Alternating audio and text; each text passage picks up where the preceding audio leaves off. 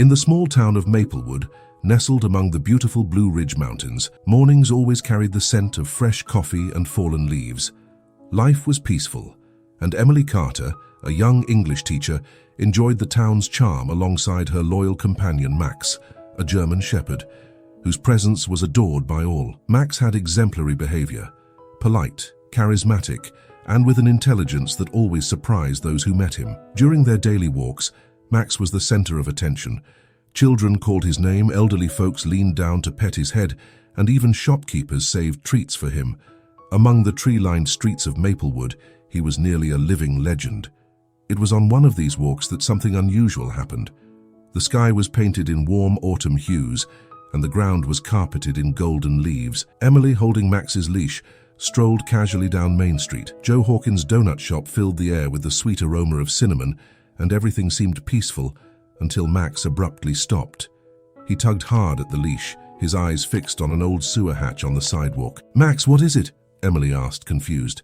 But the dog didn't respond to her commands. He began barking, a deep, urgent sound that drew the attention of a few nearby people. Emily tried to pull him away, but he stood firm, pawing at the ground as if trying to draw attention to something no one else could see. "Is there something down there?" asked Joe, stepping out of the donut shop with a rag in hand. Other townsfolk gathered around, but peering through the metal grating, they could see nothing but darkness. That evening, Emily couldn't shake the incident from her mind. Over dinner with her husband, Ryan, she recounted what had happened. "Maybe Max caught the scent of a small animal, like a rat or a raccoon," Ryan suggested with a shrug. Emily tried to convince herself that was the case, but something inside her told her there was more to the story. In the days that followed, Max continued to fixate on the same spot. Every time they passed the hatch on Main Street, he would stop, sit, and stare at the grating. Emily started avoiding that route, but even in other parts of town, Max seemed restless, as if trying to point out something she couldn't understand. On the third day, Max's behavior became even stranger. During a trip to the community market, Emily bought a pack of smoked sausages that Max loved. It was his favorite treat, and she hoped it would distract him. But as soon as she opened the pack, Max grabbed one of the sausages in his mouth and bolted down the street, knocking over a fruit cart and startling several people. "Max, get back here!" Emily shouted desperately. But Max had a clear goal in mind. He bolted toward the Main Street hatch, completely ignoring Emily's commands. When he got there, he started nudging pieces of sausage through the grate with his snout. A small crowd began to gather around, and Emily, unsure of what to do, lay down on the ground to try and see what was going on. Peering through the grate, her eyes took a few seconds to adjust to the darkness. That's when she noticed something moving in the shadows. Faint, high-pitched sounds reached her ears, soft and almost imperceptible. Emily's heart raced. "There's something down here," she exclaimed, quickly standing up. Wasting no time, she grabbed her phone and called the fire department. While they waited, Max stayed close to the hatch, growling softly, as if guarding the area. He wouldn't let anyone get too close. A few minutes later, the fire truck arrived. Scott Harrison, a well-respected veteran in town, led the team. With his graying hair and a curious expression on his face, he assessed the scene and quickly realized this wasn't an ordinary call. "Let's open it up," Scott said, already organizing his team. Emily tried to keep Max at bay while the firefighters worked to remove the hatch cover. When they finally managed to lift it, everyone fell silent, waiting to see what lay beneath. As the hatch opened, a damp, metallic smell filled the air. Scott shone his flashlight into the opening, revealing a scene of darkness and wet walls covered in moss. At the bottom, something timidly stirred. Everyone leaned in closer, holding their breath. "They're down there," Scott said, his voice a mix of surprise and tenderness. Max started barking again, but Emily held him firmly by the collar. "Easy, Max. They'll come out soon," she murmured, stroking him to calm him down. At the bottom of the hatch, huddled in a corner, were 4 tiny kittens. Their small bodies trembled, and their faint meows were barely audible. They were tiny, filthy, and visibly dehydrated. It was a mystery how they had ended up there, but one thing was clear: they were in danger. Scott didn't waste a moment.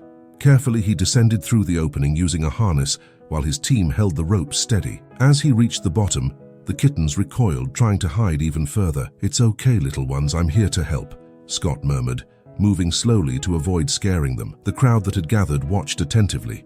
Emily could barely breathe, her trembling hands holding Max's leash as he fidgeted nervously. When Scott finally managed to grab the first kitten, the people around them sighed in relief. One by one, he rescued the kittens, placing them in a padded box with a blanket brought by one of the neighbors. "They're so tiny," said an elderly woman nearby, her eyes welling up with tears. When the last kitten was rescued, a spontaneous round of applause erupted from the crowd. Emily knelt down to get a closer look at the kittens.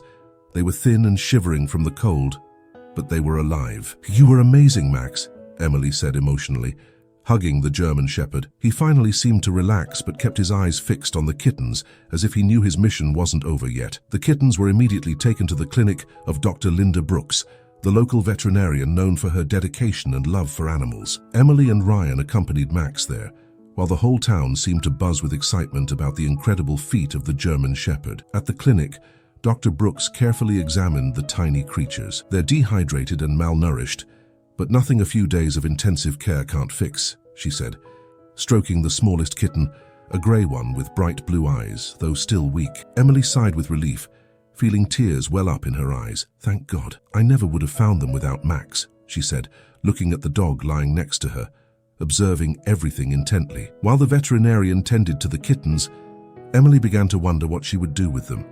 She couldn't just leave them there, but she also knew that caring for so many cats would be a huge responsibility. Orion, who had been quiet until then, placed a hand on her shoulder. "Why don't we keep two? Max has already proven he knows how to take care of them," he suggested with a smile. Emily laughed, wiping away a tear. "You're right. I can't imagine separating them from him after all this." Two of the kittens, the little grey one and another with white fur and black spots, found a home with Emily and Ryan. The other two were quickly adopted by townsfolk who had fallen in love with their story. The days following the rescue were filled with joy and unity in Maplewood. Max and the kitten's story quickly spread throughout the town and beyond. Local journalists ran stories about the Hatch hero, highlighting the loyalty and instincts of the German Shepherd, who saved 4 defenseless lives. The 2 kittens adopted by Emily and Ryan quickly adapted to their new home. The tiny grey kitten was named Smokey for his delicate smoke-like fur, while the white one with black patches was named Patch. Both began following Max everywhere, as if they recognized him as their savior. Max, in turn, seemed to take on the role of protector. He slept near the kittens, supervised their playtime, and even shared his bed with them. For Emily, watching the bond between the animals was heartwarming. "It's like they know Max saved them," she said to Ryan one evening as they watched Smokey and Patch curled up together against Max's belly. The town wasn't indifferent to the impact of this rescue. Joe Hawkins from the donut shop organized a charity event to raise funds for the local animal shelter, which was renamed Max's Haven of Hope. Residents enthusiastically joined in, bringing donations, adopting other animals, and celebrating Max's heroic act. At the heart of the event, Max was honored with a special medal presented by the mayor, who declared him the official guardian of Maplewood. The ceremony included heartfelt speeches, but the most touching moment came when Max, seemingly unfazed by all the attention, licked Smokey and Patch, drawing laughter and tears from the crowd. Overcome with emotion, Emily took the microphone. "I always knew Max was special, but this experience showed us something even greater. Our animals have enormous hearts, capable of understanding and protecting in ways we don't always realize. Thank you, Max, for teaching us what compassion truly means." The applause was thunderous, and at that moment, the entire town seemed more connected than ever. Maplewood, with its warm and welcoming atmosphere, gained a deeper meaning for its residents. Unity and care for the most vulnerable, inspired by the simple but powerful act of a German Shepherd. Max continued his peaceful routine around town, now always accompanied by Smokey and Patch. They became inseparable, and the sight of the 3 walking together through Maplewood brought smiles to everyone who saw them. Emily knew that something bigger had happened that autumn night. It wasn't just a rescue. It was a reminder that true heroes don't always wear capes. If you enjoyed this touching story, don't forget to like the video and subscribe to the channel. We share amazing stories almost every day, and you can check out more by clicking the links on the screen now. Thanks for watching, and see you on the next adventure.